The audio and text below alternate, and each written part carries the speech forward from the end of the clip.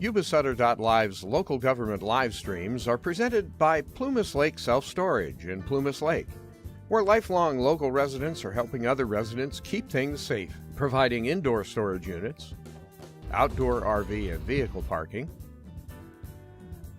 moving supplies, and Penske truck rentals. Details at plumaslakeselfstorage.com.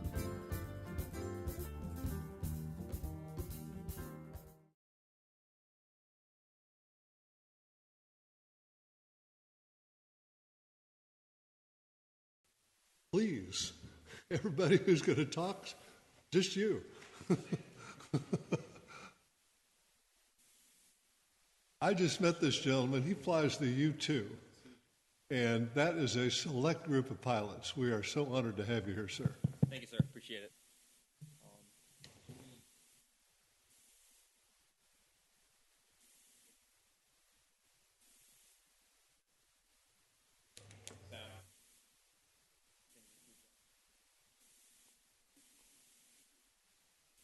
Pretend there's really motivational music with this. There we go. Get the sound up. Off we go into the wild.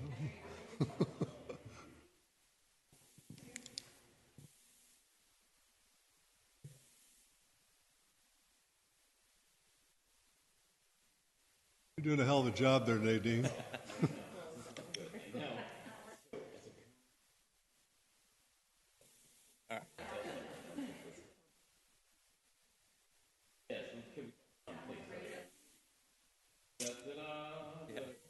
I'll move on just for time, but Mr. Mayor, thank you, and City Council, thank you for your time. I'm Lieutenant Colonel Joseph Gorman. I'm the Air Show Director for Beale. There it was again. We click through this one. Stuck.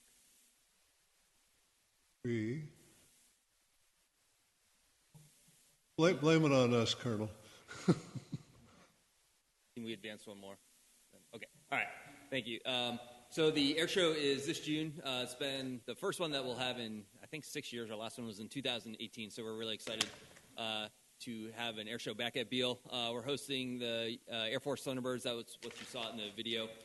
It'll be from June 7th to 8th. And so as our neighbors, we're really happy to open up our gates and kind of show you what we're going to do. We're looking forward to showcasing our airmen, our mission, and air power. We have a lot going on here to include the Thunderbirds, the U-2 that you may or may not see flying over every once in a while. Lots of other military acts and civilian acts. And it's also a really good family event. We have a huge STEM and kids area, so it should be fun for the entire family. Okay, I promise I fly way better than I operate this PowerPoint. There you go. So we want to talk about our STEAM or STEM area. So we have lots of really cool things for the family. The gates open up at 9 o'clock. The flying will start at noon. But in between or before that, there's a lot for the family. So we have a TS-11, which is a Polish airplane. So he's going to perform in the show, but he's also got a trailer of really cool things that he's going to bring out. As well as several different simulators. We have the Girl Scouts are going to be out there. So it's going to be really cool. If you see in the second one on the very right-hand side, the mini F-16 Thunderbird looking airplane, those are mini jets. So your kids are going to be able to get in those and drive around a track. So that'll be a lot of fun, and they make jet noises and stuff. So should be fun for the whole family. Some of the high schools will also be out there. So looking forward to that. Oh, I see. This was upside down. Perfect. Thank you. For those of you that fly in the local area, we do have a temporary flight restriction that's kind of permanent over top of Beale. That's going to be in place, and it's going to go from the service up to 18,000 feet that we'll have for the air show, and that's going to go through Sunday.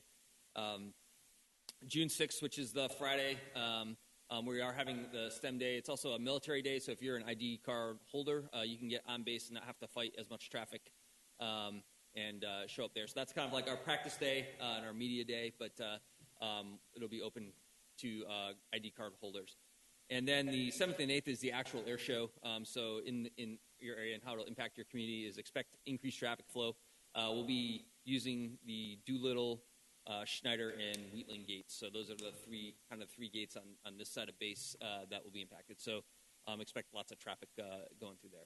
And then for the city here, we're pretty close. We're within 5 miles, so we fly over a lot. So the TFR will cover part of Marysville, and so just expect low-flying aircraft starting on that Thursday prior. So you might get to see some cool stuff in town. Yummy. The air show is free to attend, and the gate passes to get on base will be available on March 31st. You can get those at www.bealeairshow.com. That website's led by the BMLC, and we'll let them talk in just a minute. But we're looking to include the entire community, and the BMLC is actually a licensed part of the ramp, and that allows us to get a lot more community participation involved than we would normally all do. So we're looking really forward to having the community out there, and it allows more volunteers than we might be able to do under a normal Air Force setup. So it's kind of a new thing that we're doing in the Air Force, and we're pretty excited that we'll be able to do that. Like we talked about, Friday, June 6th is the STEM and Military and Veterans Day. And again, you can access the base. And we're, again, looking to, I know it's probably like the last day of school and graduation. I know that's kind of a conflict. But again, if there's camps or school events, we're happy to have you all out to the base for that. Cool. And I'll introduce, Sandy, do you want to talk? From the BMLC, and Amy Weaver from our FSS. Thank you, Mayor. My name is Sammy Null. I am the chair of BMLC, along with Janie Null, who's our board advisor. We're really excited to collaborate with Beale Air Force Base on this event that's coming up. So we are helping to solicit for volunteers, vendors, sponsors, as well as offering some elevated experiences. And you can find all that kind of information on the website bealeairshow.com. Hi, my name is Amy Weaver, and I'm with the 4th Support Squadron. So my normal day-to-day job is the resiliency of our airmen, recreation, morale, and welfare. And that's going to extend to you and your families during this air show, where I help collaborate with these Kids Zone and the Family Expo and all of those things. Where is that opportunity for you? Any ideas you have that you think could be an add-on that your families and your community would enjoy at this event, bring it to us, and we may be able to make that work in our area and be able to showcase some of your STEM in this area, some of your Family Expo style things in this area. And that's an opportunity for y'all. Reach out at any time. Our contact information is at the last slide. Email anytime. Hi, I'm Janie Null, and I want to ensure that so many things are not community focused in a lot of events that happen. For this air show, it's all about community, and it's about the pride of community. And we plan as BMLC, partnering with Beale, to give back to the community and having hopefully some of our nonprofit service organizations cook. And we make that donation rather than hiring it out and catering. Lots of great things that we plan to do, as well as perhaps engaging the Habitat for Humanity. One of the things that I think Marysville might be in consideration, and I've spoken with Council Member Hudson, is that the Thunderbirds, of course, are going to be here. And it is one of 32 visits here in the United States for this coming year. So we're very, very special. And we hope that Marysville will consider perhaps hosting a welcome party. But we're having further discussion with the council member. So appreciate it and look forward to working with you all. BealeAirShow.com. Thanks. I have one reattack. So the one thing that we do need help with is shuttles. So Beale is a huge base, a lot of land, and so all of the parking won't occur right on the flight line. We have different areas of the base that folks are parking on. So one of the ways we're doing that is to get as much folks available as possible. So we're looking for local school buses to be able to help out with that. I know we're talking with the different school districts, but any help you can provide with that would be greatly appreciated. Absolutely. Ladies, Colonel, thank you. Thank you for your time. This is really fun. Appreciate I'm it. looking forward to it. Thank Bless you very y'all. Oh. Leave it on. Leave it on.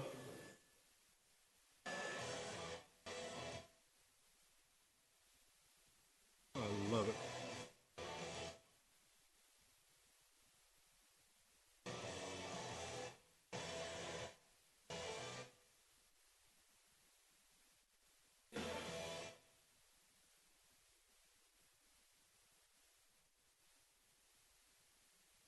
There you go. Bravo.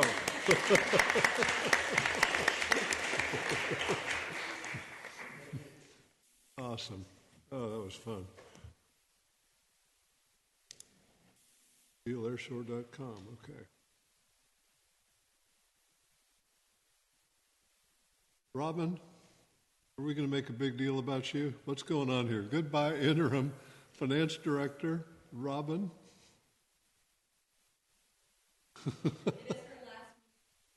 It's her last meeting, and it's her Is that why she's second so to happy? last day.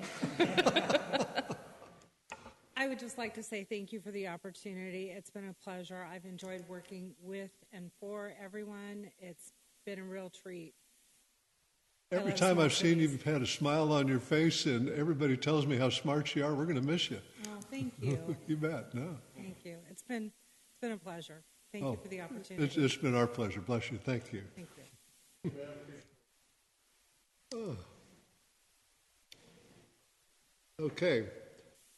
We now go to a public forum, and this is an opportunity for anyone who would like to speak on something not on any of the agenda or on a matter on the consent calendar. They may speak now. Madam Clerk, do we have anyone interested in sharing with us? We do, Mayor. First up is Shannon McGovern from Cal Water. Shannon, welcome. Good evening, Mayor, You Council. got a 3-minute limit, but you can talk as long as you want. Oh, well, thank you. You bet. Just a really brief update from Cal Water. Just wanted to let you all know we were very proud to host a developer workshop at our Marysville campus on Monday, and we appreciate the collaboration with the city. Dan and Ellen were really, really helpful and instrumental in helping us facilitate that. We went into specific details about what we need from developers and contractors in order to expedite their projects and move things along and avoid delays. So communication and cooperation, I think, is the key to success in getting projects navigated and successfully managed. So really, really happy that Congresswoman, I just gave you a big promotion. Councilwoman Rollins was able to attend. Madam President. Thank you very much for attending. We had great participation from the county as well, and as well as your city planners. So hopefully they found the information helpful, and we look forward to hosting informational meetings like that in the future. And that's all for me for today. Thank you very kindly. Mayor, our next speaker is Andrew for the sewer improvement project. Are we in trouble, Andrew, with the sewer? What's going on here? It's been a problem, but no, you're not in trouble. I'm here to speak, and I've been working with these guys over, downstairs, and I'm a property owner. We own a few properties throughout the neighborhood, and we're very excited to see about the improvements that are happening with the sewer that the city and everybody's put this together to make improvements on the aging sewer system, and it really needs it. And so I just wanted to express my thoughts that we're very excited that this project's going to be starting in about 2 or 3 months, and so we just came here to tell you guys that. You mean we're on the right track? You are. You're not going down the sewer. I'm always You left it wide open. I will confess to being a little anxious when I don't know what someone's going to say, and that's a wonderful surprise, and thank you. Yeah, no. You know, like I said, we own a few properties in the neighborhood in East Marysville, and it definitely needs it. It's really, something to look forward to. We're very proud of our public works and everything we do with respect to sewers, and thank you. Yeah, thank you very much. They've been really good to work with. So. Awesome, thank you. That's so kind of you to come forward with that. Okay. Appreciate it. Thank you.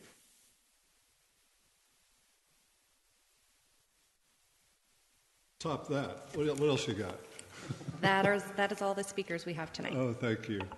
Okay, we'll look at the consent calendar, and I think everybody knows, I'll remind you, all matters on the consent agenda are considered routine and therefore typically approved by a single motion unless a council member or the city manager elects to have an item removed from the consent calendar for separate discussion and or action. What is the will of the council? I move to approve. I second. Moved and seconded. Any comments or anything? Hearing none. All in favor? Aye. Aye. Opposed? That was unanimous. Okay. We now move to a public hearing, which is different than a discussion and action item.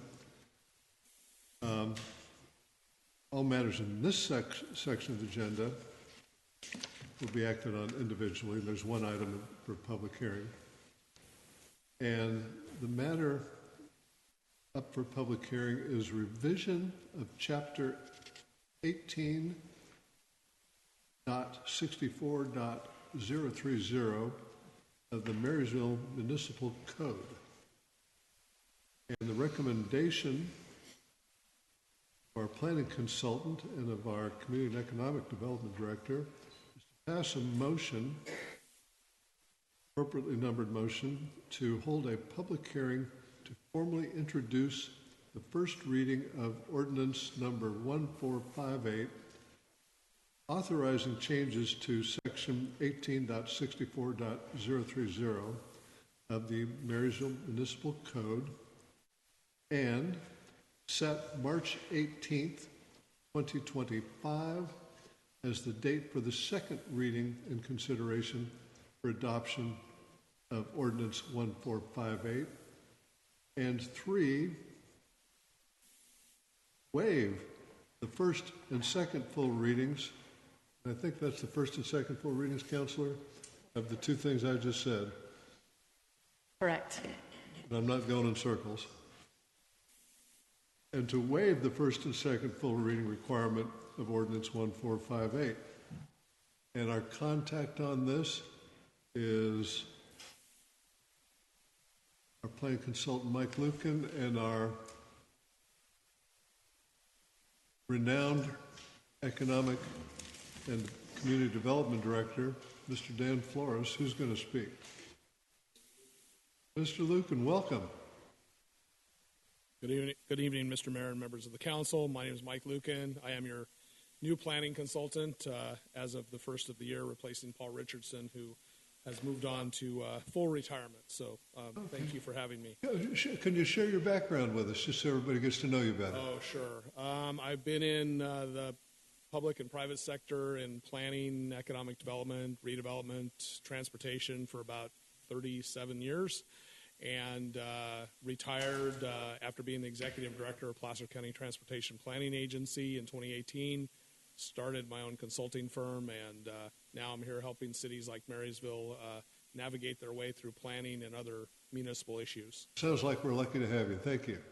Thank you. So very quickly this evening, quick presentation on the item before you. This item was actually requested by the council that our department look for ways to essentially modify the sign ordinance in a very quick manner to enhance economic development in downtown and throughout the city of Marysville, and enhance the historic aspects of the community with this signage. As you can see from this slide, facilities like Cotton's Cowboy Corral, allowing things like that have a long, vibrant history in our community. Next slide. So Marysville has invested a tremendous amount of vision and activity and resources into its downtown area in particular. The council has adopted a downtown specific plan. It will have before it on a citywide basis a general plan update at its next council meeting. And so that has been a large investment that positions the council and the city to attract more investment into the community. And then lastly, there's a large focus in the community development department and throughout the city in enhancing customer service and the development process, making it easier while protecting the nature and the historic nature of the community. Next slide. So we set about at council's direction in finding a quick way to allow property owners and businesses and developers some flexibility within the sign ordinance. And right now, the sign ordinance is very rigid in that it allows certain amounts of this type of sign and this type of sign and this type of sign. And what this amendment would allow us to do is not to increase overall signage. That was a process that the community went through a number of years ago, very long and arduous process, but this would allow flexibility. So if someone had a certain amount of total square footage, they could put it in this type of sign or this type of this sign or this type of sign, whatever fit within that particular parcel. So it streamlines that process, but it still requires discretion. So someone would still have to come to either the Architectural Review Board or the Planning Commission for that approval, but they would grant them that flexibility. The other thing, direction that we got and we incorporated into this is to encourage historic signage, and what has been in Marysville's past is three-dimensional signage. And so it doesn't require that, but it highly encourages folks that are asking for these exceptions to incorporate that in their signage. And it also allows, the last thing it allows is Marysville has a section of its sign ordinance that deals with murals. And murals are very important to the community. They do a lot to enhance the downtown area. But Marysville's current sign ordinance restricts a business from putting any part of that business or anything about that business in that signage. So, for example, we had a case where someone wanted to put a pair of scissors because they are a hair salon into the very tasteful mural, but our code would not allow that. Or we have another pending business that is going to be doing a barbecue business, and they want to do a very tasteful mural, but they're not currently allowed to put anything about the barbecue, so they couldn't put a barbecue or a pig or a chicken or something about the barbecue. This would allow that flexibility. So that's very simply this ordinance. It allows greater flexibility within our ordinance, still requires discretionary review to protect the interests of the city, but it makes it more flexible for development and investment in the community. So with that, I'll conclude my presentation and answer any questions you might have.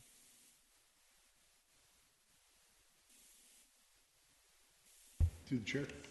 I'm thinking of a question, but you're ahead of me. Go.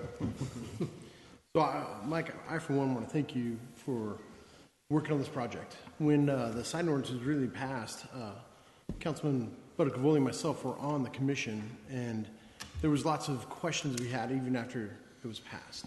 So this makes it a lot more friendly for current businesses and potential new businesses to come to town, and streamlines it without all the minutia of what is there.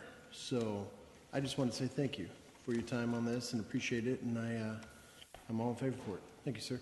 You're welcome. I like anything that allows either a commercial enterprise or an NGO or a government enterprise to express itself in a manner that's pleasing to the community. And it sounds like this does just that. I remember Tracy's, it's closed now, but I think Tracy's had put a sign up on the roof, and it was visible from the 10th Street Bridge. And someone got their panties in a bunch over that and caused trouble, and they should have left that alone. So I'm hoping. I presume there's ample discretion granted, or exactly how does this function? I've read it, but I get lost in the minutia of amendments to existing. So the sign ordinance currently allows what's called an exception, and what this does is allows more flexibility in those exceptions. So a person that wanted an exception would bring it to the community development department, and then we would set it on the calendar of either, depending on what it was, either the architectural review board, which is a subset of the planning commission, or the full planning commission. No, that's the way to do it. Allow discretion, a broad discretion, because how do you write in less than 100,000 pages the real guidance on something like that? Well, that's great. Any other questions, comments? I'd like to add to that. So this new ordinance would then say to a potential Tracy's, yes, you may do that. However, you have to do it in such a way that it is using best practices, and you can prove to us that it is architecturally significant and safe and doesn't cause, traffic accidents in its brightness. But we want to encourage signage that attracts people, and so that's the whole point of this. So Tracy's could have had an illuminated sign on the roof had they gone through the new process, which this is. Yes, sir. Thank you. The existing sign ordinance still requires that the sign has to be compatible with the building and the district that it's located in. That's in the existing code. So, through the chair. So, with that being said, I know that there's part in the ordinance that says so many square feet of sign depend on so much square feet of business front. That's still in effect, correct? That is still in effect, yes. Okay, so with that, could be potentially an exception, or is that something that still needs to go through ARB and the Planning Commission? So if someone wanted to increase the total amount of signage for some reason, there's some unique aspect of the parcel, they can still get a variance to increase the total amount of signage. So they could still go through the process to get a variance, yes, and then through that process be accepted or denied. Okay, thank you very much. Appreciate it, Mike. You're welcome.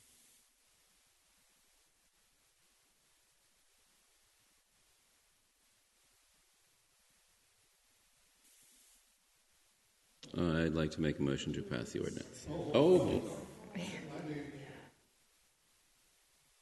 This isn't an approval. I don't think, is it?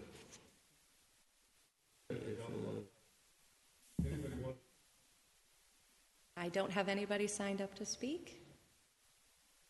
And no takers. Move to approve. Second. Aye. Aye.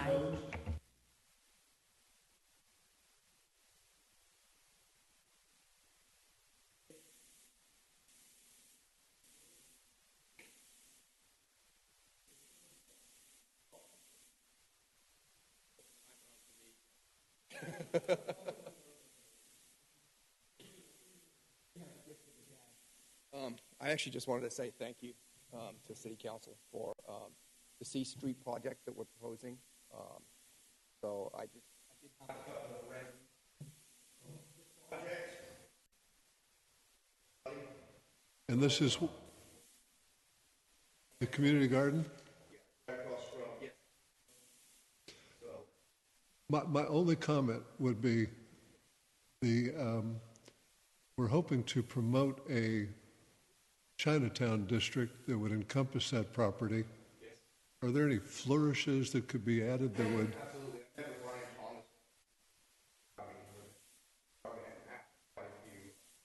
I'm not insisting on it. It's soft encouragement.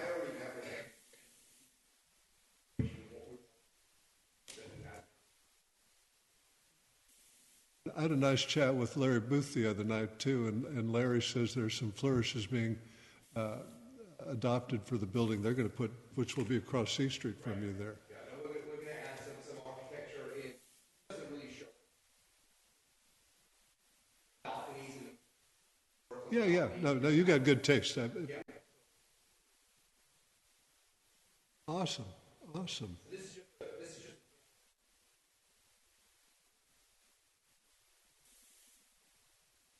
It's thrilling to see, you get things done. And it's thrilling to see something this far along, and it's a very welcome.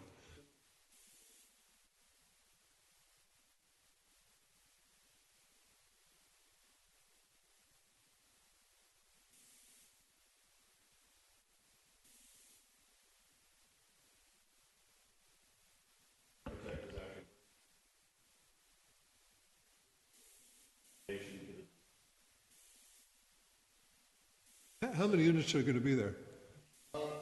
between 12 and 16. We're trying to do, it's going to be a mix, so we couldn't go with the townhouses, so we're going with. No, you're going to do something that you think will work. I get it. And it's the old story. Let the market figure out if you did the right thing. They're going to be market rate. We'll have off-street parking, so I think that's going to be a fun. Looking forward to having this down. Awesome. Awesome. Well, you're welcome here anytime, Chris. I appreciate it. Appreciate you. Thank you. It's exciting. Very exciting. Okay. Discussion and action calendar. How am I doing there? We're now moved to the discussion and action calendar. And we've got 3 matters in this section. Each one of these 3 items will be dealt with separately. The first matter, item number 7 on the agenda, Yuba-Sutter Economic Development District approvals, and here they are. And we usually approve anything they want to do. Recommendation is to pass an appropriately numbered motion adopting Resolution 2025-03 to 1, approve the 5-year 2025-2030 Comprehensive Economic Development Strategy. 2, approve the 2024 Comprehensive Economic Development Evaluation and Performance Report.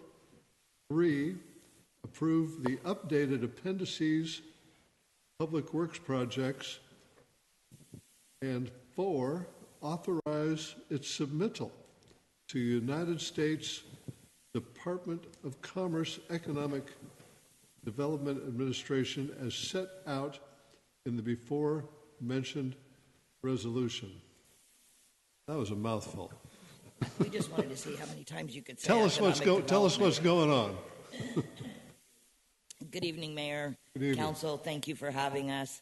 I think Councilmember Rollins is probably the only one that has not been presented with an update on an annual basis for the Comprehensive Economic Development Strategy. However, she now sits on my board, so next year she'll be giving the presentation to you all. I do want to thank you for taking some time. This year is a special year for us in that we're not only presenting an update for you today of accomplishments over the last year, but we also are presenting the next 5-year strategy. So it's my pleasure to introduce Cynthia. As I've come before you in years past, you know that she heads up the majority of the work on this. Your city staff are partners to us on this, Vincenzo, Dan, and Jim Shad.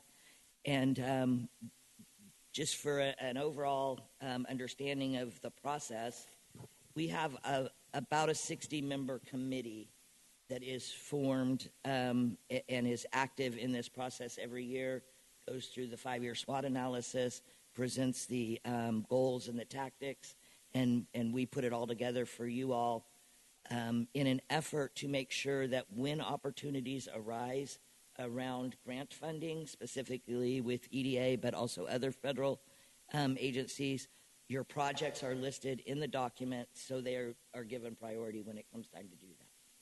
With that said, I am going to turn it over to Cynthia, and she's going to do a quick presentation. And then we will respectfully ask for you to adopt the resolution, and we can move forward. Thank you. I don't think I do. It was enough. So, welcome, and I hope you have had the opportunity to review the SEDS and the evaluation and your public works projects. And this is a really important document for us. And we have a vision. Why won't that work? Never works for me. There it is. Together, we will build a thriving community through innovation, investment, infrastructure, and a strong commitment to economic development, growth, creating unparalleled opportunities, and an exceptional quality of life for all. And this encompasses the Yuba-Sutter region, which includes the jurisdictions of Yuba and Sutter counties and the 4 cities of Live Oak, Marysville, Wheatland, and Yuba City. So this is just going to be a quick recap of regional accomplishments. So this slide represents the employment and workforce in our region, and they have improved over the prior year, as you can see by the numbers, although unemployment did increase. I don't know what to attribute that to, but over the year 2024, quarter 2, employment did increase by 1.7% in the region. This slide represents the region's economic status, and overall, the region has improved its economic well-being, although poverty rates still are moving upwards. They didn't move significantly, but there has been a slight increase in the poverty rates. We're still struggling with education attainment, and it's a significant challenge to our area and really, really needs to be addressed.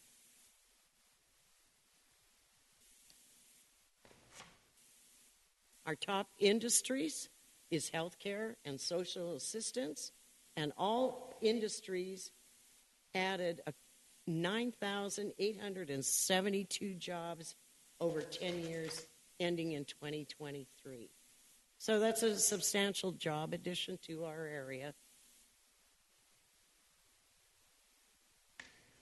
In 2023, quarter 2, there were 5,812 establishments. We grew by 600 and some odd establishments. So in 2024, there was 6,424 establishments. So this shows a substantial growth in our region over the year.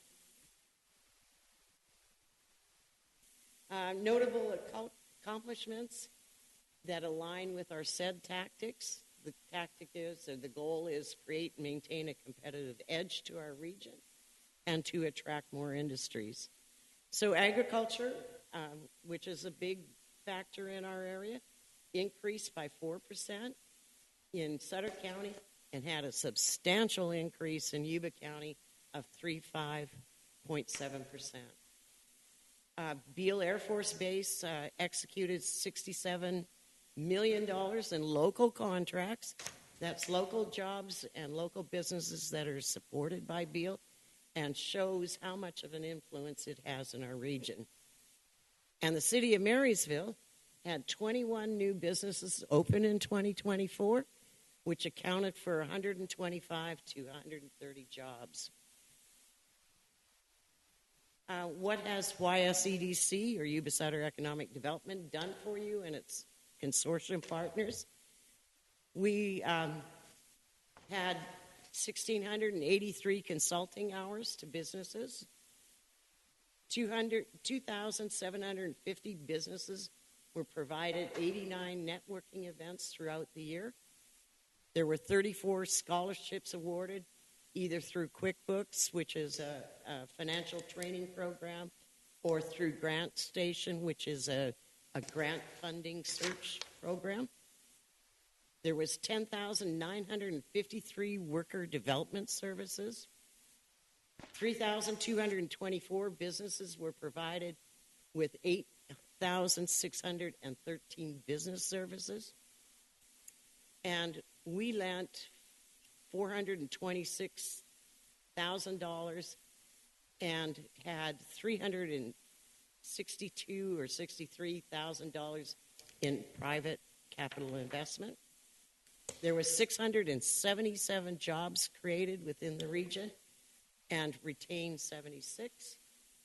We conducted 2 outreach events in the region, 1 in each county. And through the city of Marysville, there was 32 facade improvement grants awarded. Can I ask a question? Some things caught my eye, and you're already a page or two ahead of me. But real quick, I was looking at you pointed to the concern on the education attainment in the community. Okay. And do you track trade schools or vocational education at all? No, it's more through college and through the high schools. We don't really track that, or I haven't tracked that. So I don't know what the unions are doing at this time. I'm sure there's some source out there. No, I've actually seen ads on television recently promoting, maybe it was a news story, promoting trade schools as an excellent way to build an estate and as an alternative to the college and what have you. The college track. Yeah, that'd be interesting data to see. Okay. I know that we have the plumbers and pipe fitters, if I'm saying it correctly, have this beautiful new training facility in Marysville, and I presume there's other facilities like that for other trades. So over the next year, you'll see quite a movement with Yuba-Sutter Economic Development doing an analysis of the current workforce demand. We received a SACOG grant for $500,000. And so we're going to be doing a very intense investigation to understand what is currently being done here, what is the demand for our local businesses, what will be the demand for future businesses, and then how do we meet those demands and adjust those programs so that we're training the right skills for the industries that are coming into the region or will be coming into the region. I know a lot of, for example, the auto repair, particularly in the dealer facilities. I just took my Porsche in, and it was $200 an hour for the technician. Mm-hmm. It is. It's impressive. And it's not that much less for a domestic vehicle. And each one of us need our car worked on, so we need those folks must be making really good money in those businesses doing that work. Absolutely. Exactly. Be interesting data to see. The struggle we have, and the reason I think Cynthia primarily mentioned the educational attainment in the region, when a developer or a project is looking at the region, and it's kind of twofold. They really want to understand what our schools are like, and our numbers are not showing that our schools are working. Oh no, these are concerning numbers. It's dismal. Most importantly, and we see it in and around Beale, and then other bigger businesses that come in and bring in corporate executives, that kind of thing. The spouses are super interested in what is happening in education. They want their kids in good schools, good performing schools, safe schools, etc., which is why we see so much of some of those higher level executives at the hospital, at some of the major corporations in the region. They live outside the region, and that's one thing that they specifically cite as the reason they're living in Placer County or other counties. Has there been a look at or has anybody explored? There's 2 factors here. One is the quality of the school, but if culturally the population isn't pushing their children, then you're not going to have that kind of facilities definitely matter. They walk onto maybe one of our campuses that hasn't had an upgrade in a number of years or decades for that matter, and then they walk into a brand new campus in Rockland or Roseville, and that's where they want their kid to be, right? And perception is everything. But quite honestly, there is something that we as the community, and I'm talking broadly in the Yuba-Sutter area, we need to make some major strides to correct this problem. It's not serving us well on any level. Glad I asked the question. Thank you. Mm-hmm. All right, moving along. Goal 3 is to improve and modernize infrastructure. Regionally, in the past 5 years, there was $1.67 billion in public investment with $76 million in private investment. Caltrans completed projects represented $245 million investment in our region. Marysville had 5 public work projects completed in 2024, totaling $4.38 million, and 2 projects to begin that are slated to begin in 2025. And if you want to see a list of all of Marysville projects, it's in the Public Works document that you all received. Okay, and those are projects on the pipeline. Again, more regional infrastructure improvements. Yuba-Sutter Transit replaced 6 dial-a-ride buses for zero emissions to get towards the environmental. And they have a $55.8 million project and has secured almost all of their funding for that. They're about $3 million short of getting fully funded for that project. And then there's the Regional Rail Project, which is a proposed new passenger rail service. And the strategic plan has been completed by the Butte County Association Board of Directors. So that is moving forward. It's in the pipeline. So you already had talked about some housing projects. So there's the 3rd and D Street apartment, which is 34 market rate apartment units. The Delta building, which is being remodeled to allow for more residential units in the downtown area. And the Nakagawa apartments, which is 10 market rate apartments. And then plus the project you had already heard discussed earlier. Currently, there's not really been any movement on these projects. So in Goal 4, to foster overall quality of life and promote and market continued investment into our region, the Yuba-Sutter Arts and Culture has 7 ongoing projects. There's the Arts Main Stage, Murals of Live Oak, Yuba-Sutter Big Band, Bureau Center of Arts, Youth Mariachi Band. Sutter County Museum brought 9,000 visitors to Sutter County. The Sikh Parade brought 100,000 people. The Swan Festival brought hundreds of people to our region. And the Bokkai Festival, or Bokkai Parade event, brought thousands of people to the area. I haven't got any numbers on that, but brought a lot, in spite of the rain this year. There's other regional amenities in our area. There's now the Yuba-Sutter High Wheelers at the Bryant Field, Adventist Health Blue Zones Project, Sutter Butte's Regional Land Trust, whose mission is to protect and maintain natural and agricultural resources in the Sutter Buttes and the surrounding area. It has quite a draw to our area, but it also protects our area from development and something as unique as the Buttes are. There, of course, is the Bullards Bar Dam, which has our recreation. And in Marysville, we have the Peach Festival. It brings thousands of visitors to the city. Scarysville brings thousands to the downtown area and businesses during Halloween. And then there's Ellis Lake, which we're looking at drawing hundreds of people as we make the improvements. There's that $3 million grant that is focused towards that.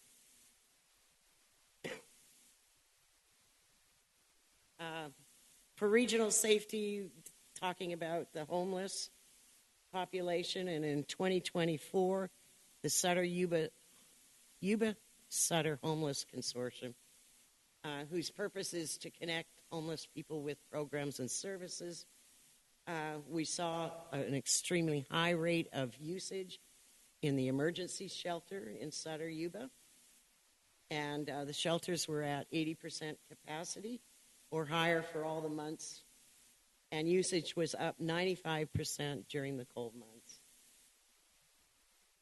During 2024, 254 clients in Sutter County obtained safe and stable permanent, and 393 clients in Yuba County obtained safe and stable permanent housing. So we're getting them housed, but it doesn't seem like we're making a big movement there.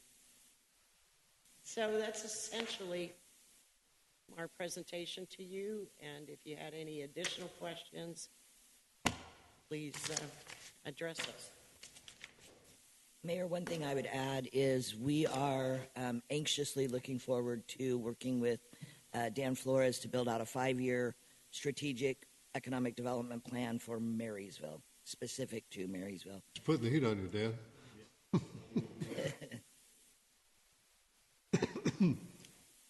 I'm curious. So this will all be submitted to the U.S. Department of Commerce and their Economic Development Administration.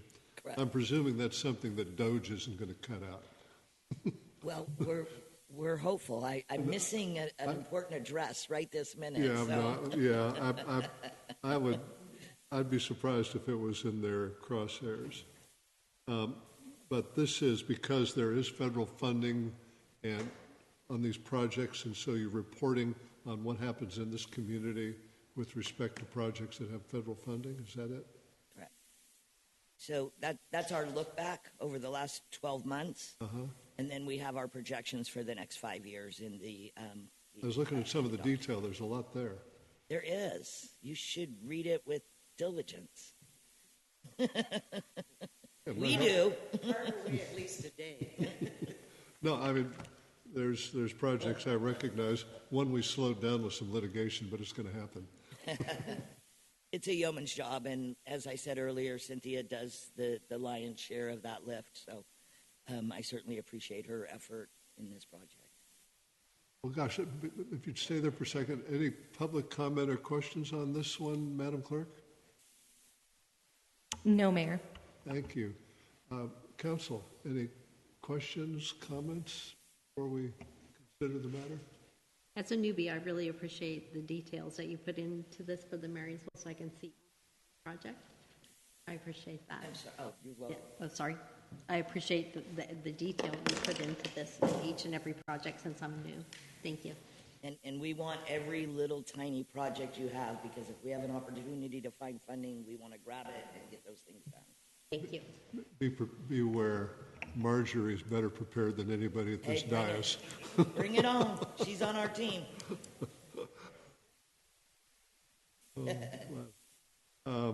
What's the will of the council?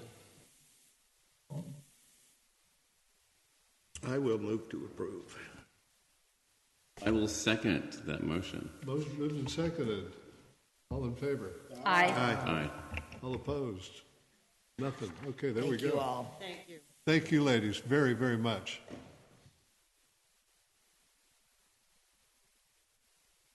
Item number 8 on the discussion and action calendar. Ellis Lake 2025 annual maintenance contract with Solitude Lake Management. Without even reading this, they better be as good as our guys have been this last year. Okay. Recommendation, pass a motion to, one, authorize the city manager to execute annual maintenance for 2025 with Solitude Lake Management in the amount of $42,462.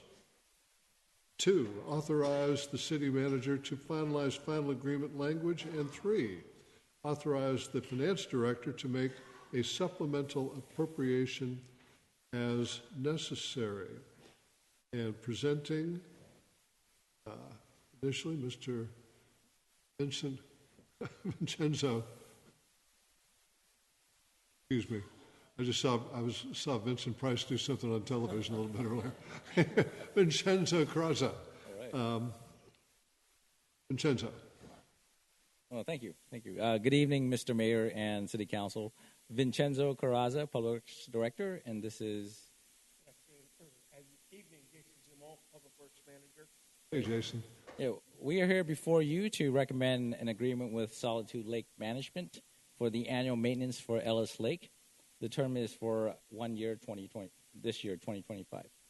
Also in the audience from Solitude Lake Management is James Joyce, the lead biologist, as we like to call him, the cook in the kitchen, who actually decides the treatment, timing, testing, inspection. James himself was responsible for keeping the lake clear last year. James, do you want to come up and make a little statement?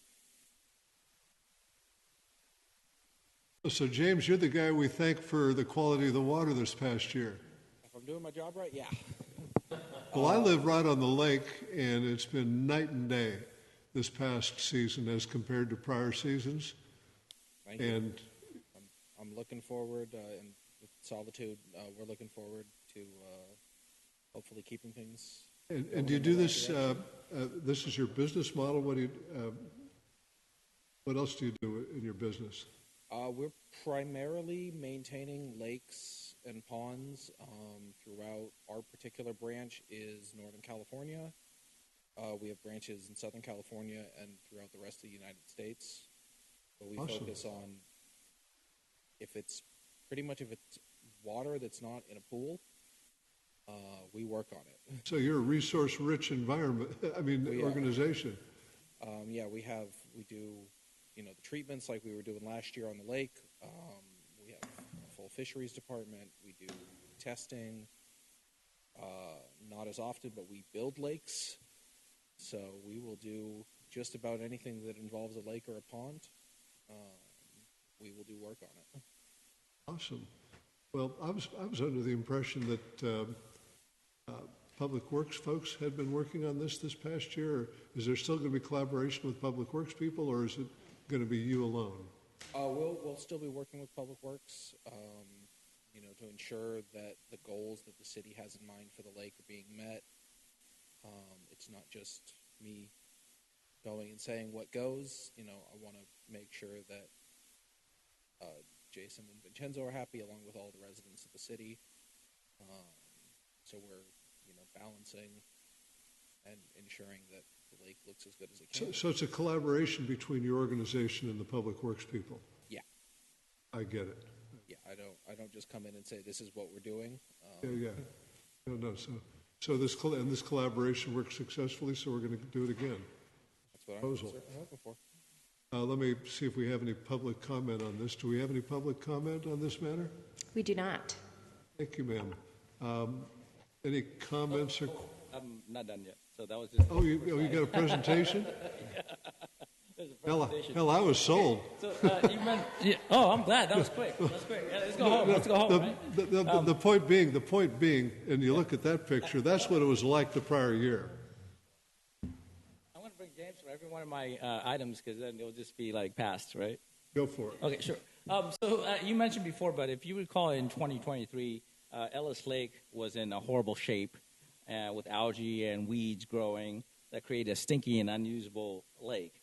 The city council had directed staff to address the issue, beginning with hiring Dan Bergman from IG Services. And for Councilor Rollins' benefit, if she doesn't know who Dan is, the gentleman standing there with his happy face. So directed council to study the history of the lake and come up with a plan for immediate water treatment. You also had asked them to look at long-term solutions. So we engaged several vendors and selected Solitude Lake Management to provide spot treatment. By late summer 2024, the water quality improved dramatically, as recapped, if you remember, by Dan Bergman's report at the City Council on August 20th, 2024. And also in 2023, our city manager applied to the Yuba Water Agency for a grant to help Ellis Lake water quality issues. And I want to give another shout out to the Yuba Water Agency Board of 2023 at that time, who awarded the city $300,000. Initially, we had anticipated the money would cover 2 years of operation and maintenance costs, but it looks like we could probably stretch the grant a little bit further. To date, since July 1st, 2023, we spent $213,000, 500 and change, on managing the lake, including the pump repair, wells, fountains, and other vendors, including from Solitude, herbicide and algicide applications. So you're looking at a little roughly over $100,000 per year so far. Any questions about the overall lake management before we get to the specific agreement today? Okay. So here's the... Oh, sure, go ahead. Did I just hear you say that we've almost used all of this? We've spent $213,000 since July 1 of 2023, when we had the incident with the algicide and the Okay, so that grant was a max of $300, though, right? Yes, and we got that in December. So there was a big chunk of money that we spent for Dan Bergman IG services in the summer that we spent out of our general fund. That's not eligible to get reimbursed. Okay. So, in addition to, we have this, where the contract that's before the council. Right. Do you track cost associated with public works inputs on this? Yes, we do. We have in-house labor that we provided to... so you do time cards and stuff like that, yes. So you know? So how much is the city expending through the Public Works Department on an annual basis? The exact number is in 2023, 24 fiscal year, we spent about $6,000 in labor. So every time they go out there and they go around and inspect, maybe sometimes work on the well, they put on their time card, and every hour we tracked, it's about $6,000 in. I remember when we were looking at this. And then another $10,000 this year, so about $17,000 so far. Yeah, no, that's a bargain, because I remember when we were first looking at this, we were estimating it might be $100,000+ a year. 50. Yeah, 150, right? We were thinking it might be 150 a year, and this makes it harder to argue for getting water from the river, although I'd still like to do that. Thank you. Please proceed. Initially, we did spend a lot of money. For example, we spent a lot on the Yuba-Sutter, which is to try to tackle the phosphorus at the well. Yes. And through our measurements and analysis, it didn't turn out to be an effective way of tackling the phosphorus. And so now what we found in 24 was herbicide and algicide application was more effective. So that's why we're looking at it this year going forward to have Solitude Lake Management to tackle the chemical treatment. No, I'm glad they're on board. Awesome. Great. All right.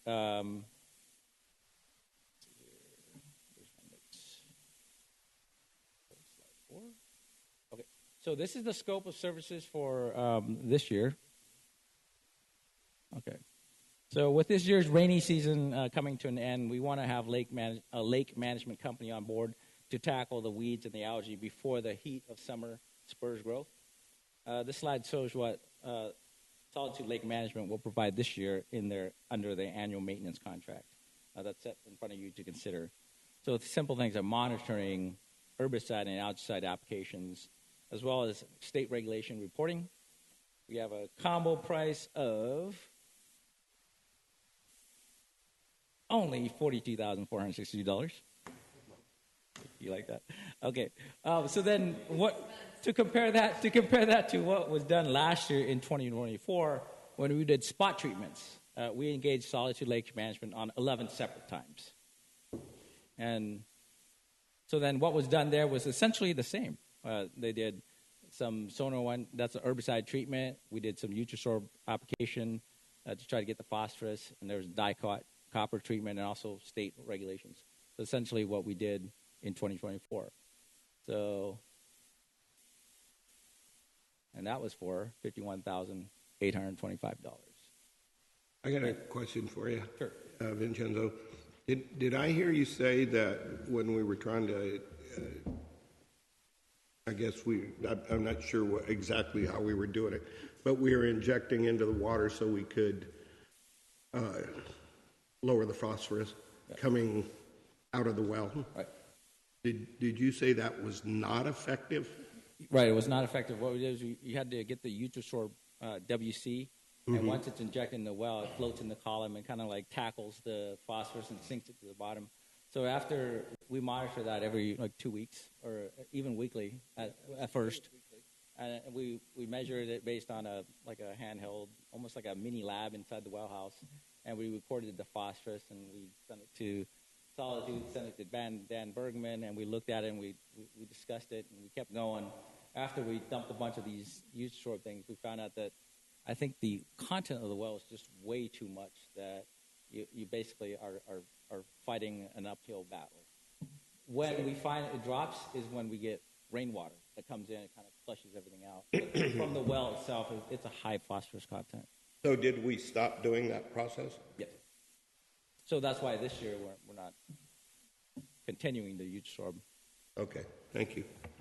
We find that it's better to just kill it with diquat and copper. And well, I'm not certain I understand any of these details you presented up there, but whatever worked last year, do it again. Right. And so simply, that's what it is. So in 2024, we had an a la carte thing, going to McDonald's and buying individual a hamburger, a fry, and a Coke. It costs $51,000. But if you do the combo meal, it's $42,462. So instead of gauging James Choice 11 times, you can just say, hey, you have this annual contract. Go do what you did last time. Happy to have you on board. Yeah. Okay. So then, one thing I do want to say that through this process that Dan Bergman reached out to several vendors to solicit proposals for this annual contract. It wasn't just going straight to James. He received 4 proposals, thoroughly reviewed them, and ranked Solitude Lake Management the highest with the lowest cost. The details are in your attachment 2 of the staff report. So we did like their services last year, but we also went and followed our procurement procedures. I like nationwide companies. Good. So then Jason and I are available for questions or even... questions or comments from the council? We've already given the public a chance. Okay. What's the will of the council? I'd like to pass a motion to approve having the city manager go forward with this agreement. Second. Moved and seconded, and I live on the lake, and I've mentioned this more than once from this dais, and I'll say it again. I have noticed since the lake got cleaned up this past season, I've never seen so many people walking around the lake. Families, singles, couples, what have you. Never seen as many people as I've seen. It makes a big difference in the enjoyment of the lake. People are attracted to it. Awesome. All in favor? Aye. Aye. Opposed? None? There we go. Thank you, gentlemen. Thank you very much. And, sir, thank you.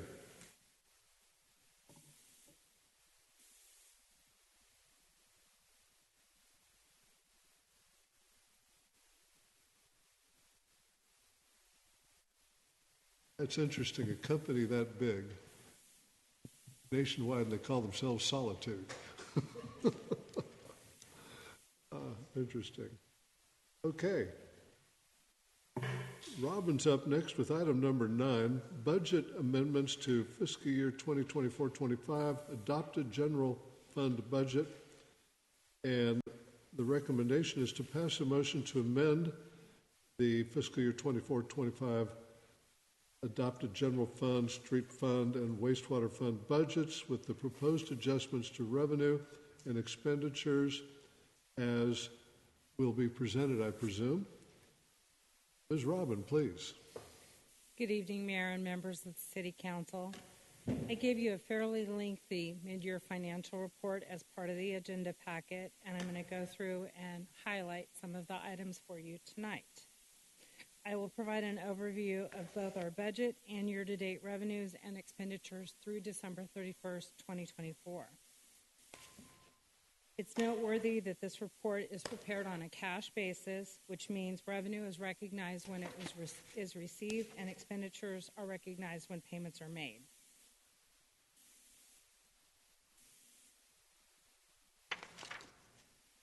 Am I going the wrong way?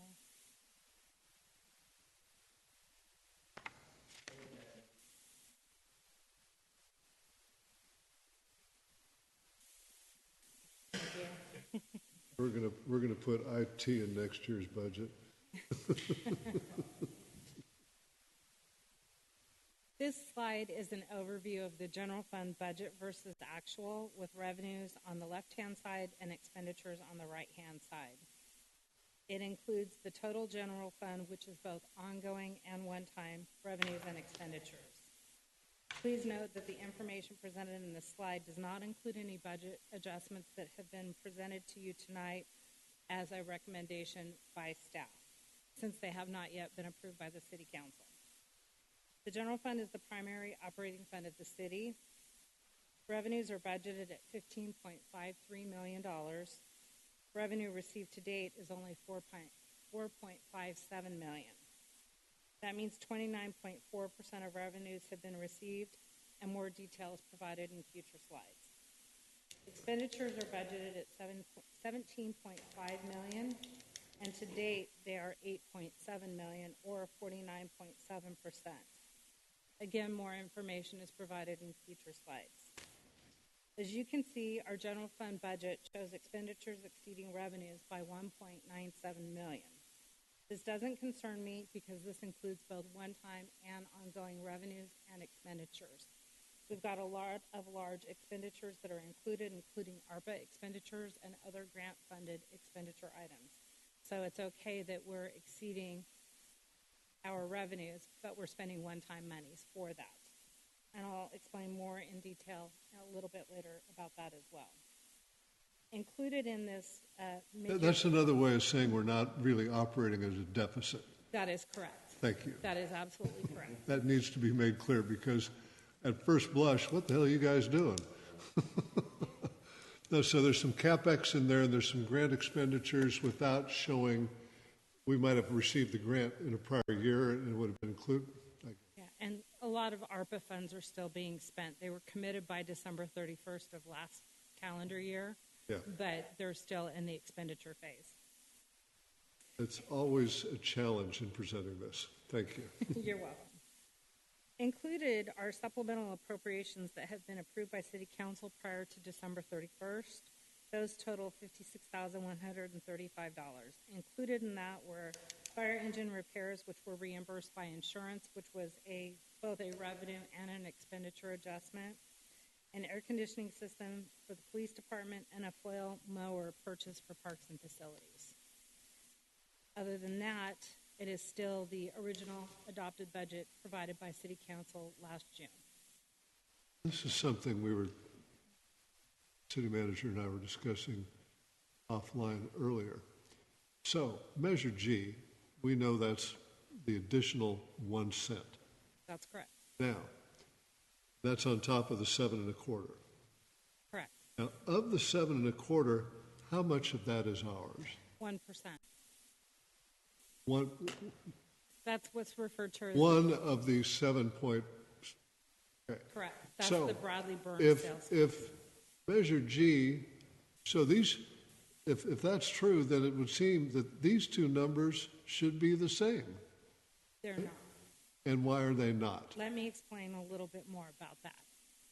I'm I'll listening. cover that in just a second. Revenues are well below 50% at this point at 29.4%. And although that is low, I am not concerned. This will all even out prior to June 30th at the end of the fiscal year. It's a timing difference. It's pretty typical for all cities in California to experience this. The four revenues shown on this slide represent 68% of our general fund revenues. That's why I'm showing them to you, because they are the big ticket items.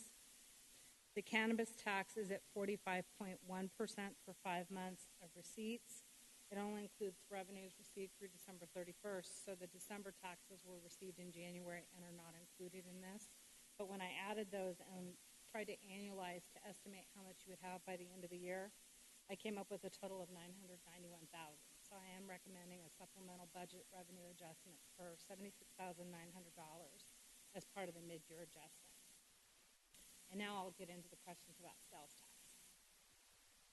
Sales tax is at 29.2% of budget. It is received monthly, but it comes in the form of 2 advance payments from the state with a cleanup payment at the end of the quarter. So included in the revenues that are on this slide tonight are only 4 months of tax receipts, and that includes only 1 actual quarter for this particular fiscal year. We received the most recent quarterly data from HDL on February 14th. From who? HDL, it's a consultant that provides sales tax audit services throughout the state to government agencies.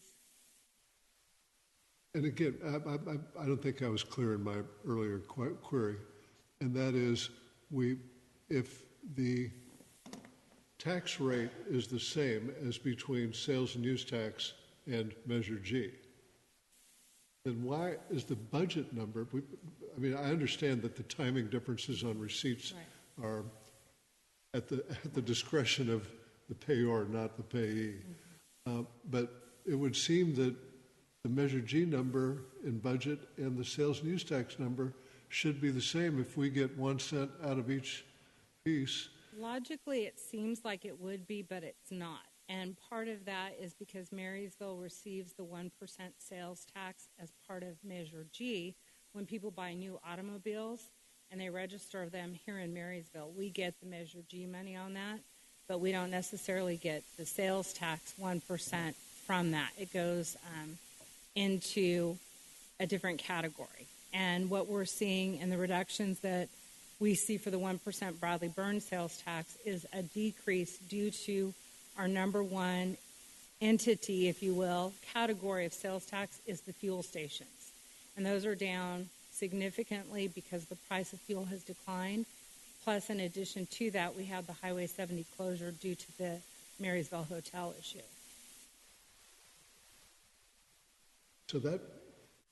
So you're saying, if I understand correctly, difference, and that's $1 million. Yeah, the automobile dealerships that are out of the region that are selling to our residents in Marysville are boosting our Measure C monies. In addition to that, anybody ordering from Amazon or any online retailers, they're also paying the Measure G money if it's being shipped to Marysville. Wouldn't they pay both? It goes into the county pool. So we receive a portion of the county pool. I want to research this because it doesn't make sense to me. When I made a purchase recently online, and I gave my zip code, and it wasn't my one-a-day Amazon deliveries, it was another vendor. And when I gave 95901, they asked if I was in the city or outside the city, because 95901 covers part of, I think, East Linda. Interesting. I can ask HDL for some additional information to provide back to you on that. I've looked at the details and I'm very confident with these numbers. It'd be interesting to have a deep understanding as to the correctness of the county pool out. I was mentioning earlier, I was involved in some, this goes back in the 80s, some major litigation between a major county and special districts. The major county was getting the lion's share. And I'm not accusing anybody, but it just seems odd that they would be, because $1 million does not, I don't think 1%, we're not buying $100 million worth of new cars in Marysville. So new car purchases would not account for that. I know HDL looks at the county pool allocations as well. They look at everything on our behalf, and it's not just for Marysville. They do it for a lot of the jurisdictions surrounding us as well. But let me ask them for more information as to how to better break down that difference for you. I'm interested, real interested. Thank you very much. I'll send them an email and see what I can get for you. Thank you, Robert. To the chair. Sure. I'm having the same dilemma I think the mayor is. And you were using the cars as an example. If the car is purchased, let's say across there, but it's going to be registered here, we get our measures G, 1%.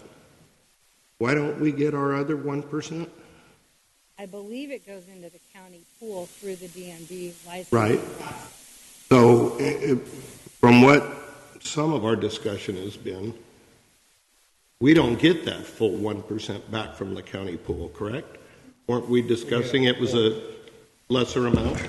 So two things. I think there is a difference in the two taxes based on point of sale versus point of use. And so some commodities or taxed items get the tax given to the entity at the point of sale, and some items get the tax applied based on the point of use. No, but I totally get that because my business is exactly like that. But I'm still confused. Now, let's take the cars out of it. Let's take some other item. If, let's say this is taxable, we buy this here. We get 1% of that on G, but we don't get the other 1%. It goes to the county, and then is the county not paying us the full 1%? So as far as I know, if we were to buy this commodity here in Marysville, right, we would get 1% for the Bradley Burns and the Measure C, right, for G. For G. I think it's more related to those things that are not necessarily purchased, like the online sales that may have been purchased physically outside of the community. And there's a difference between Bradley Burns and the Measure G tax on who gets that money. Mike, please. Have it shipped to Marysville. You get the 1%, right? Measure G. But you're saying other we may not get the Bradley you might Burns. not get that 1%. It stays within that county that you purchased. Again, this warrants further study. We will get the experts to give us I will a definitely breakdown. get HDL to weigh in. They're very responsive. I used to be a pretty red-hot tax lawyer. I want to be involved. In looking at the differences, our Bradley Burns 1% sales tax is down 12% for the July, August, September quarter, but the Measure G money is only down 4%. So significantly better on the Measure G. And we'll get you more information as to why that is. I think Jim described it much better than I did. Thank you.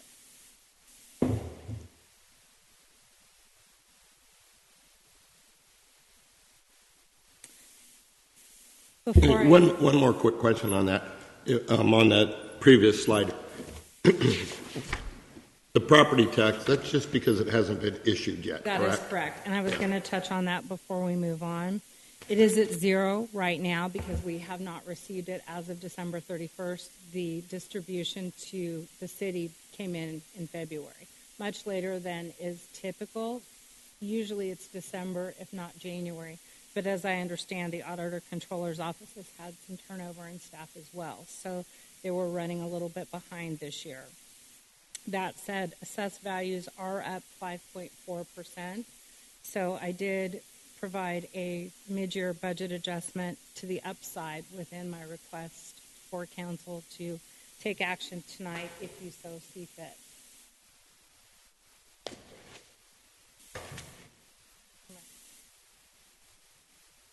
This is on the expenditure side. Most all departments are operating within budgetary expectations. Some are over 50%, primarily due to one-time costs and things that are paid for in full at the beginning of the first fiscal year. Police is at 44.2%. Expenditures to date are closely tracking with budget.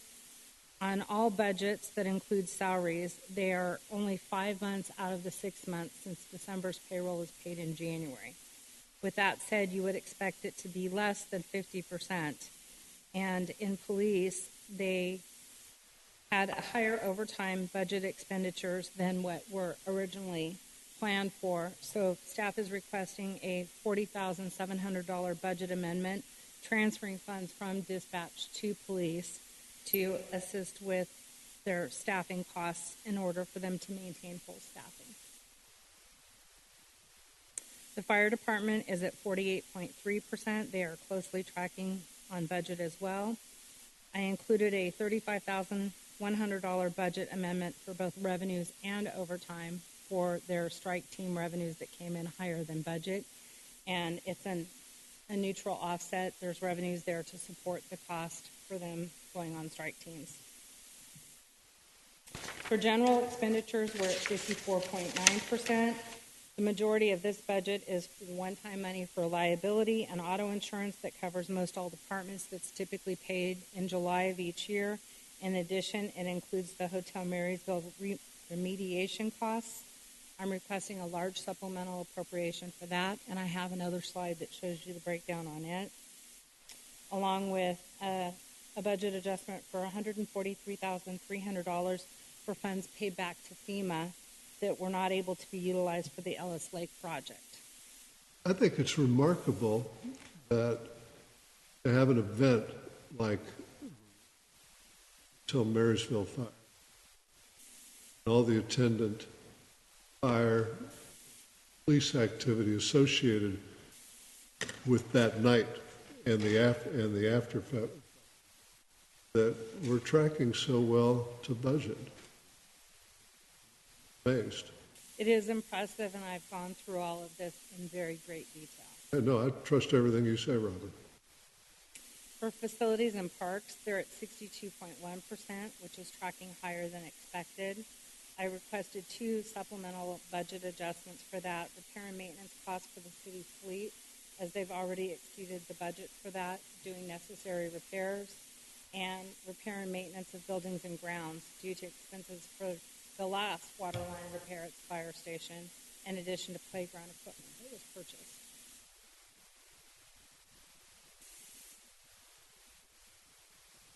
These are the very major budget adjustments that I'm requesting. I wanted to specifically call them out for your attention because they are so large.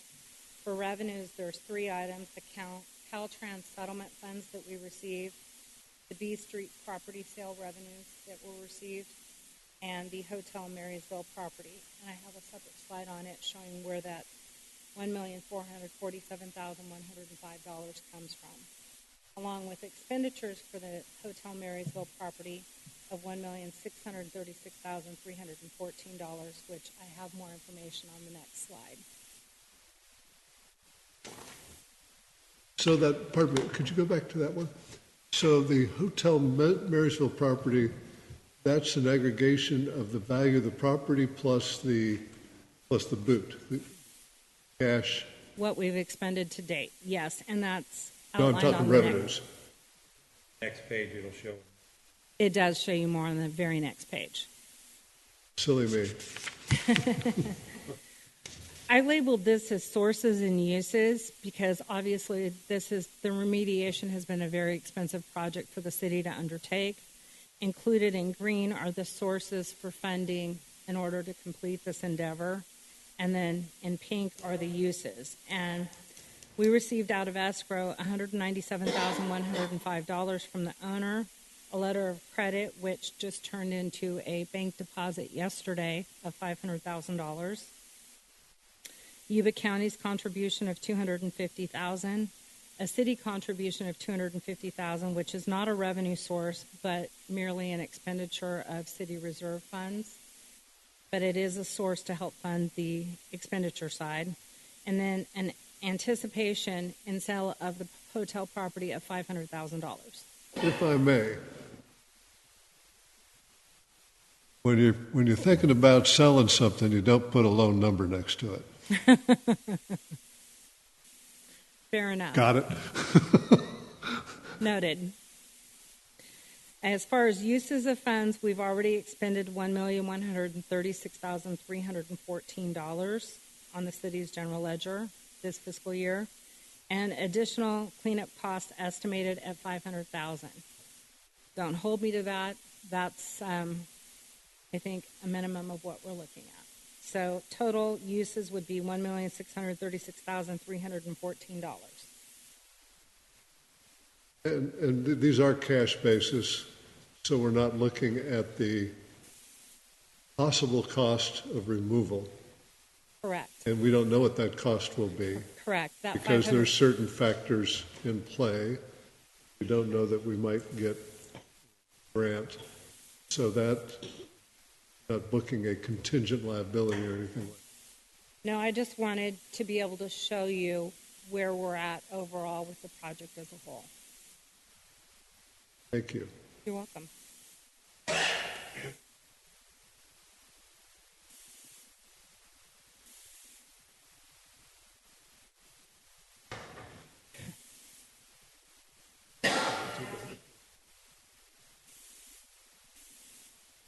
Okay, there we go. Thank you. This is a summary of the requested budget adjustments that were included in tonight's staff report. I have broken them down between the revenues and expenditures and what's ongoing versus what is one time. The detailed justification and the breakdown is attached to the staff report as far as the detailed budget adjustments being requested. It's important to address the one-time versus the ongoing because this truly shows that we are not deficit spending our budget. Marysville is in the black where ongoing revenues exceed ongoing expenditures by $453,614, and that's if you approve all the budget amendments that I'm requesting tonight. One-time revenues less expenditures are in the red of $1,102,151, but that doesn't concern me because those are one-time revenues or ARPA funds that we received from the federal government that we're expending on projects. So the net overall decrease is $648,000, but again, I'm not concerned about that because it's one-time funds that we're spending on projects. With that, I would like to move on to the gas tax fund if there's no questions regarding anything I have covered for the general fund. I want to make sure if I ask a question, it's not on the following page. Can I ask a quick question while you're looking? Please. The ARPA funds are just held in the general fund, correct? That is correct. Okay. What's our cash position now? We have a sufficient bank account balance to meet our ongoing obligations, but with some of the large projects we have coming up, cash flow timing is going to be an issue with grants because we have to spend the funds in advance before we can get reambushed. So we will be monitoring cash flows carefully. So it's good we have excess cash. Thank you. The right answer.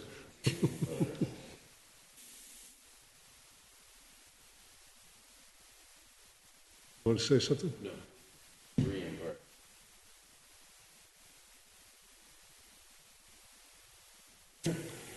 This is a summary of the revenues and the actual receipts and expenditures made for the city's gas tax fund, which is also known as our street fund. We are required to expend revenues for streets and road purposes only, and we're subject to an annual audit by the state controller's office.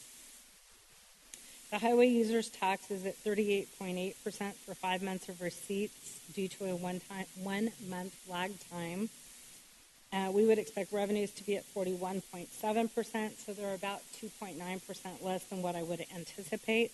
But I didn't do a mid-year budget adjustment at this point because the next revenue source is coming in slightly higher, so I figure one will offset the other by fiscal year end.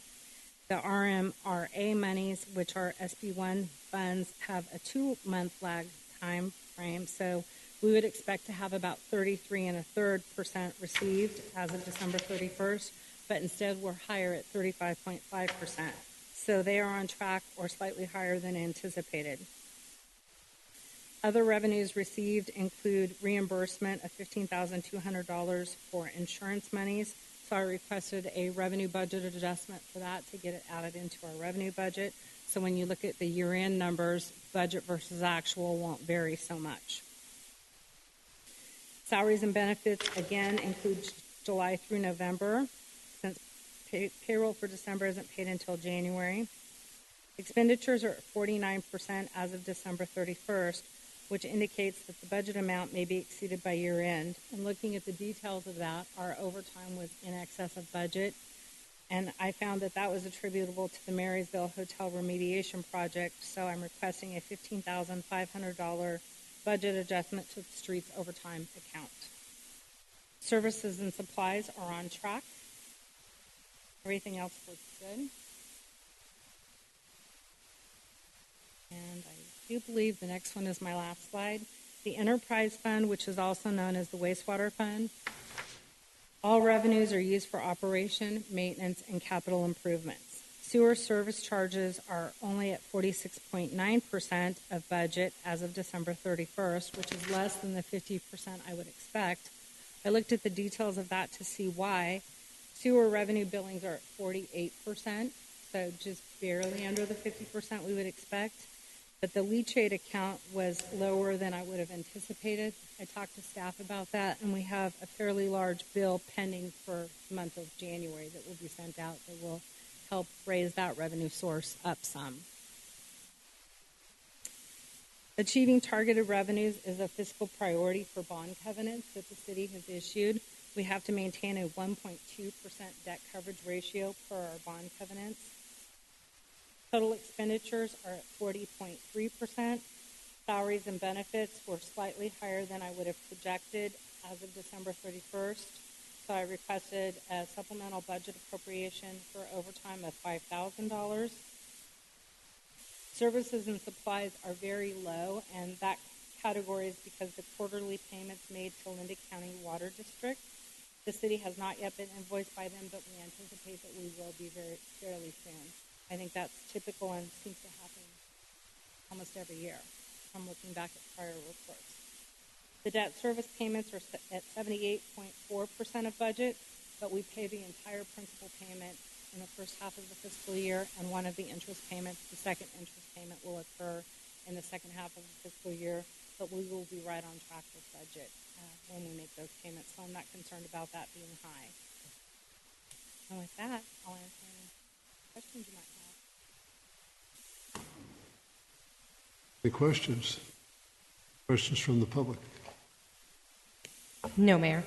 I have complete confidence in everything you said. Thank you. But I'm real interested when we can look into that G and the other. And I will follow up with them tomorrow and try to get more information from you. My explanation was insufficient, and I apologize for that. Oh, no. It's.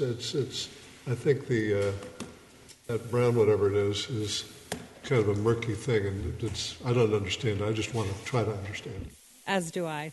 And understand the delta, because it seems to me the measure G number should be an audit check on this other number, and if this other number isn't the same, there ought to be a lot of red flags.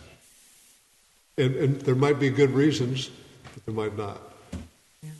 I'll get more information on that because I'm curious as well. To be honest, I've never worked at an agency who had the benefit of that supplemental tax. So I'm not as well versed in that as I'd like to be. Find out. Again. Okay. Any other questions or comments?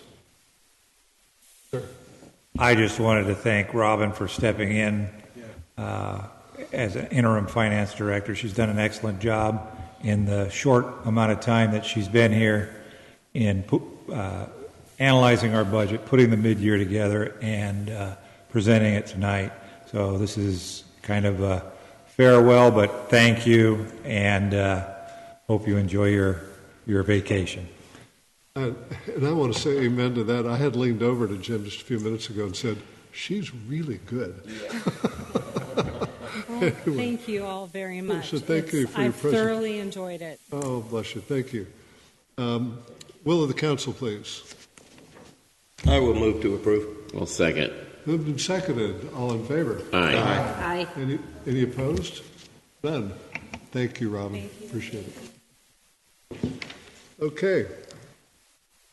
I'm going to jump first to council correspondence. Is there any? There is nothing tonight, Mayor. Good news.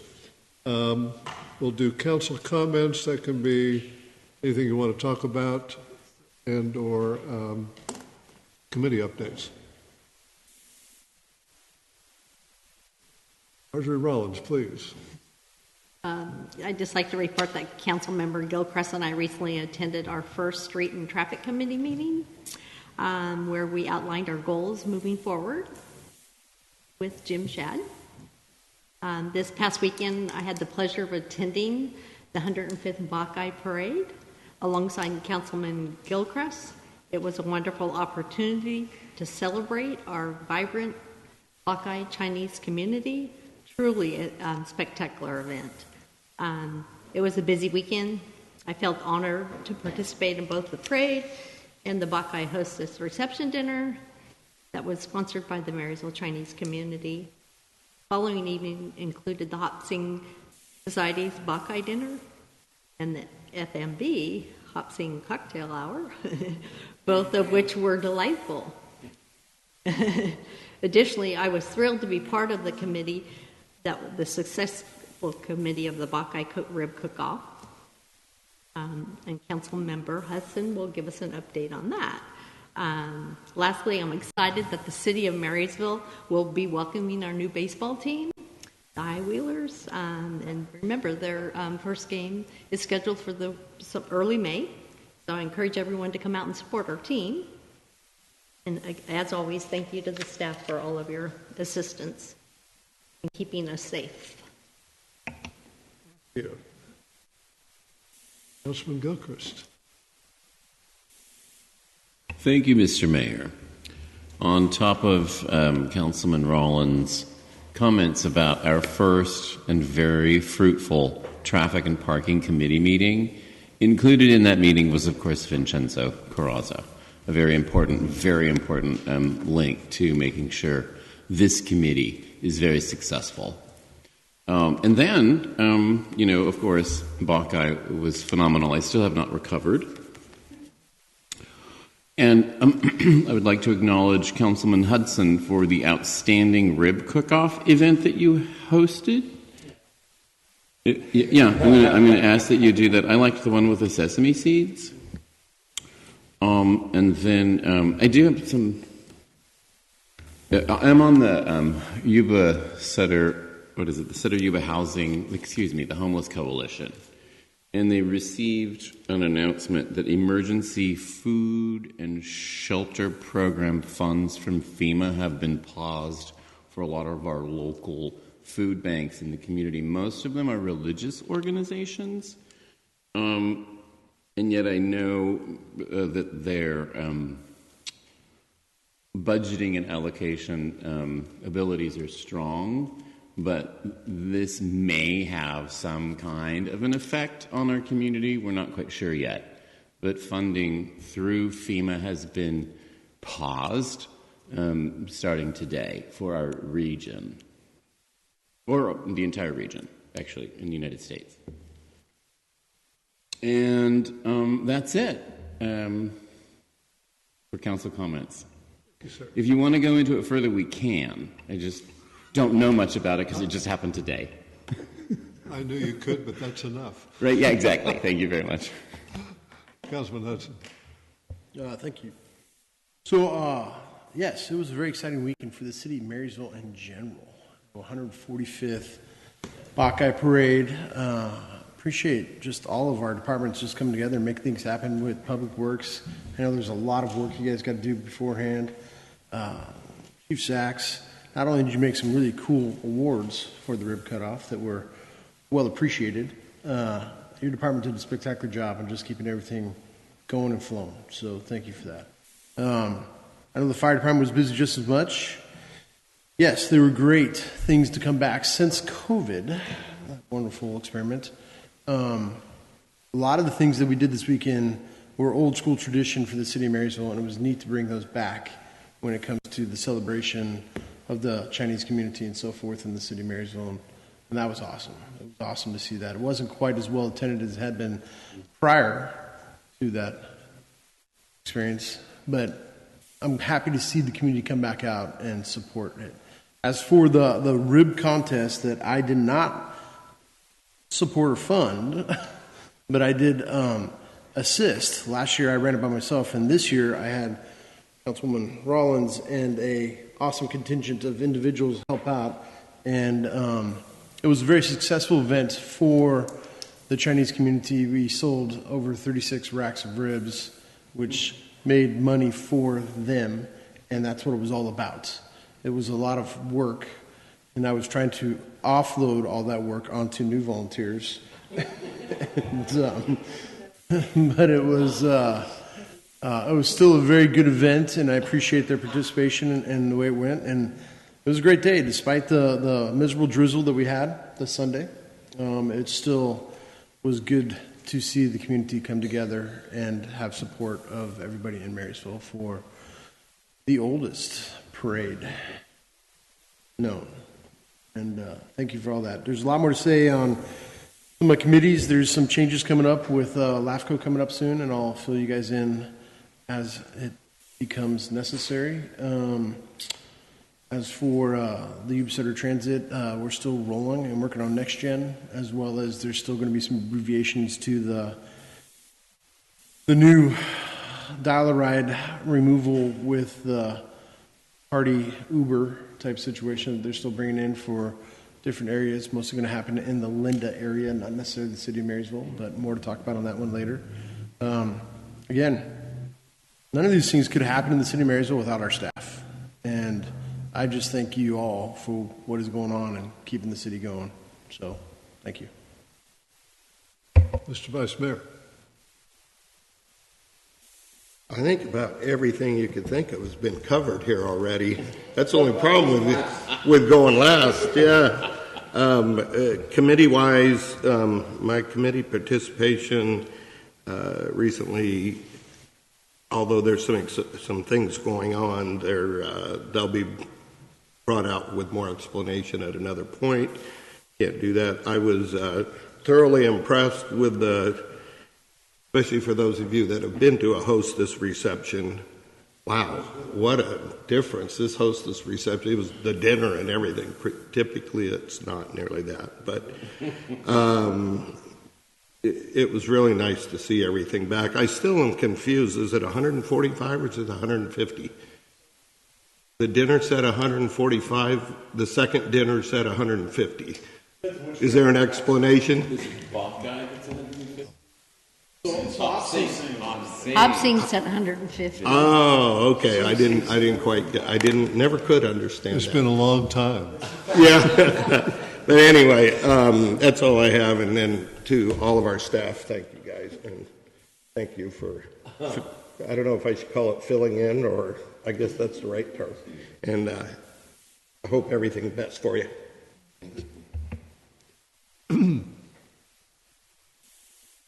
Well, I'd like to thank Marjorie, my friend Marjorie, sitting in for me at SACOG and some other activities. I've been out of pocket last couple of months. I was happy to see Chris Gill's reaction to the architecture issue within the Chinatown district that really isn't a district yet, but we're going to make it one. And I got to the booth cocktail party. I was first one in the room, and I met with Larry at the bar, and we're old friends. We go back to when he was in high school. And I did take note of the fact, I said, we want to have a Chinese district here, Chinatown district, and that new building you're putting up is going to be in that district. How's it going to look? And he actually volunteered that they were actually planning some flourishes. He wasn't specific, but the fact he didn't sound like he was making it up on the fly. And that's encouraging to see. That district, that area deserves more attention, and with that grant that Chenza Carazza was so important in spotting. He was the first to spot the opportunity, and then he and city staff executed on getting that across the finish line. That's seed money for maybe creating something really wonderful down there. And without the seed money, you don't get off the ground. You have to have that inflection point off the baseline. Anyway, that was really encouraging to see. And I'd never been to a Hop Sing Bok Kai dinner before. What a treat. What an absolute treat. And you look around, there's not a lot of people in the room. I looked around and everybody else looked pretty important, so I figured, damn, I'm lucky to be here. It was wonderful and wonderful to represent the city in that meeting. Mr. City Manager, you usually you got a page full of stuff there to share? I have some really sloppy notes here, but I'm going to try. And I may have to have my directors correct me if I misstate. So first, general plan is coming to council on the 18th for approval. So we will be meeting with council members individually to go over it one more time, make sure we've addressed everything. There was a mention of the federal actions, and that is keeping us on our toes. Every day there's something coming out from DOJ or the president that may or may not affect us. So far we haven't seen anything that is affecting the city directly short term, but potentially longer term with grant opportunities, things may shift. We just don't know yet. We were never fortunate enough to be on USAID's gift list. And typically our grants are very focused on issues that aren't sensitive to the current administration. I don't think we're going to see street paving grants in jeopardy or the typical grant we receive in jeopardy. But we will be keeping an eye on that. I know when the folks from EDC were in, they talked about facade improvements and economic development. That is the carrot side of things. I will say that we are on the stick side of things too, and code enforcement, particularly buildings that we consider high risk, either fire risk or health and safety risk. We are going to be inspecting those, and we are going to be inspecting those jointly with our fire department, building official, and code enforcement, police, CSO staff going into those buildings. And our first one is tomorrow. Is that correct, Chief? Chiefs and our Economic and Community Development Director are working, and Nadine, our clerk, has been instrumental in putting some of this stuff together on a list of the high-risk properties that we should be inspecting, and starting to hit those with very specific check sheets, checklists for our inspectors to look at collectively. And I think it's necessary because some of the things we have seen are definitely problematic, and there's always been a concern since the hotel fire and some other recent fires that those fire risks could cause a major fire within the downtown area. So you may hear about the effects of that moving forward. I did want to comment on the Streets and Traffic Committee. There were a flurry of items that that Councilmember Gilchrist and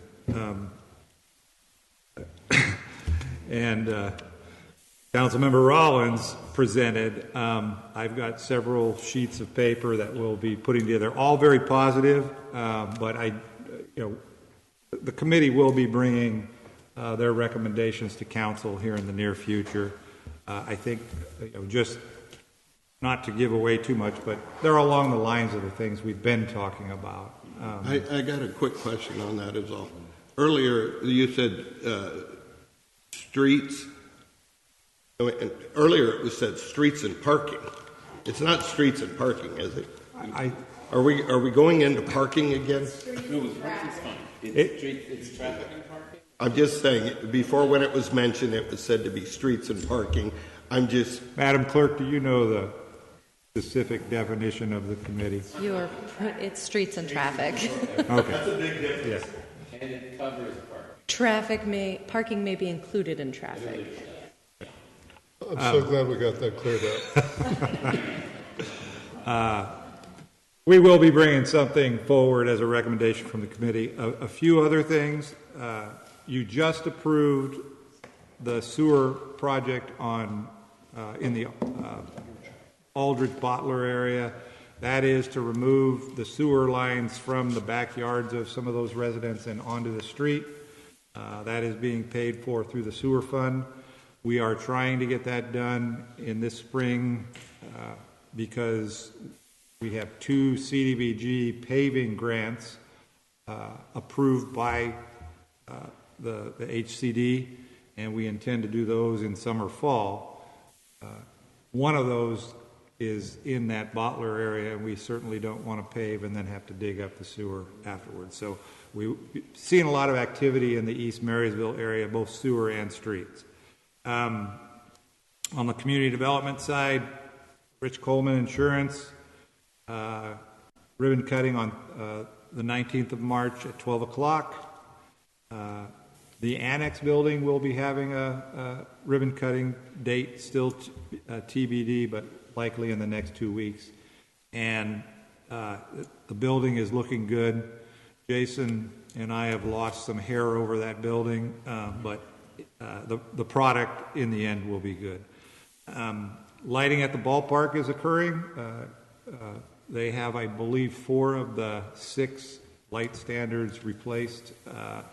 The 2 left are of concern because they're only accessible from the field side, and it's very wet, and we don't want to destroy the field when we do those. So as of today, I believe the workaround plan is a lot of plywood laid down so that we don't damage the field. That needs to be done before the ball season starts. City Hall, hopefully it won't be cold or hot in this chamber too much longer. The roof and HVAC on both sides that service the downstairs are, I would say, 80% done. Their next step is this one. The rain has been playing havoc with all these projects because it's not raining for a week and then 2 weeks. It's like 2 days of rain followed by 2 days of sunshine. So very difficult for them to move forward. But I will hand it to those contractors, particularly the folks here. They are working through those weather events and making sure the job moves forward, but dealing with the rain. At the ball field, we do expect also to see, not on our property, but we expect to see plans from the High Wheelers on renovating or adding a clubhouse locker rooms to the adjacent property. I think we're going to get those in the next couple weeks. 3rd and D, the 35 unit that we talked about, they're anticipating submitting plans in the June timeframe. Delta Building, hoping to be complete in fall. Paleo Foods in the old Cargill building, opening in April, I believe. Is that correct, Dan? Yeah. We just heard about the community garden. Mr. Gill is moving forward on that, and as we mentioned, very, very aggressively moving forward and wants to make sure it fits within the Chinese community. So very happy with that. And then the 3rd Street, the small property next to what used to be Bridge Coffee, the Cumiskey residence is moving forward. That's an RDA property, and I believe it's the same developer that did the Alibi building is doing that one as well. Yeah. And that design, what he's submitted so far, is very reminiscent of the fire station that the Cumskys are in. So he's attempting to match that architecture, what I think looks good. I think that's it for now. That's all I got.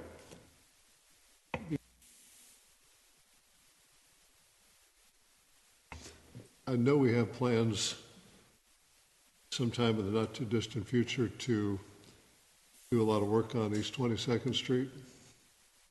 Today I passed through the intersection of East 22nd and Sampson. And there were depressions there that I would not characterize as a pothole. One or two of them, if they were filled with water, small children could swim in them. And if you could make a note, I mean, it's really bad, really bad. Cars could get lost in those things. And I mean, there's problems around town, and I pass over a lot of them, but that's the worst. If there's something worse, I want to know about it. We've already cleaned up A Street, so this is the new one. I think the other area that was affected by the hotel traffic is it's 3rd that is getting really rough in the section between D. Oh, that's been noticed. And C. Yeah. So as usual, we got plenty of roads to work on.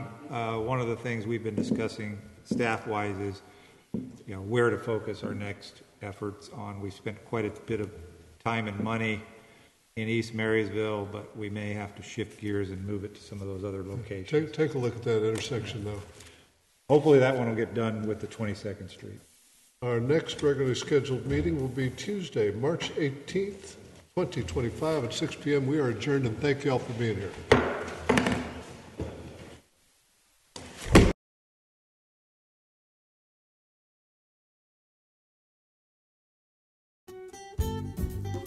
Yuba-Sutter.live's local government live streams are presented by Plumas Lake Self-Storage in Plumas Lake, where lifelong local residents are helping other residents keep things safe, providing indoor storage units, outdoor RV and vehicle parking, moving supplies, and Penske truck rentals. Details at plumaslakeselfstorage.com.